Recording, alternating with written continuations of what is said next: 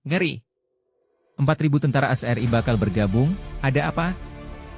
Indonesia, Tentara Nasional Indonesia, TNI, akan melaksanakan latihan bersama dengan militer Amerika Serikat, AS.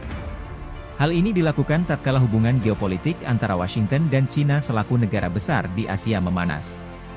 Sedikitnya 4.000 tentara AS dan Indonesia akan bergabung dengan pasukan dari Australia dan Singapura serta Jepang.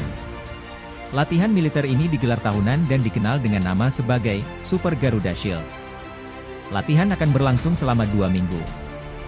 Lokasi latihan akan berada di Pulau Sumatera dan di wilayah Kepulauan Riau yang cukup dekat dengan pusat eskalasi AS dengan Cina, Laut Cina Selatan, LCS. Ini benar-benar latihan untuk membangun kepercayaan, membangun kebersamaan, saling pengertian, meningkatkan kemampuan dan hal-hal terkait lainnya, kata Mayor Jenderal Stephen Smith, Komandan Pasukan AS yang berpartisipasi, kepada wartawan di Jakarta. Jadi ini benar-benar latihan militer dan bukan ancaman bagi pihak manapun. Garuda Shield sendiri memang rutin dilaksanakan AS dan Indonesia dalam beberapa tahun terakhir. Dalam latihan ini, tentara masing-masing negara memamerkan kemampuan tempurnya. Sementara itu, latihan ini dilakukan saat AS bersitegang dengan Cina akibat isu Ketua DPR Nancy Pelosi datang ke Taiwan. Beijing menanggapi itu sebagai tindakan yang melawan klaimnya bahwa Taiwan merupakan bagian integral dari kedaulatannya. Di sisi lain, Indonesia juga sempat bersitegang dengan Cina di LCS.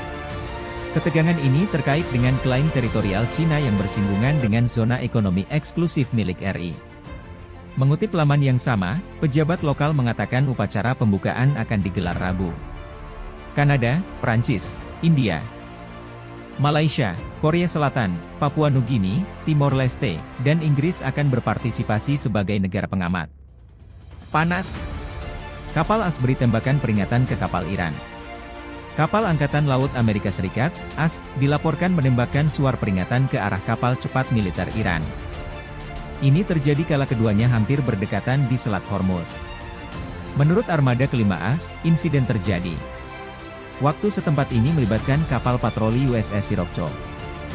3 kapal Angkatan Laut Korps Pengawal Revolusi Iran berinteraksi dengan cara yang tidak aman dan tidak profesional saat kapal Angkatan Laut AS di Selat Hormuz, kata AS, dikutip AFP.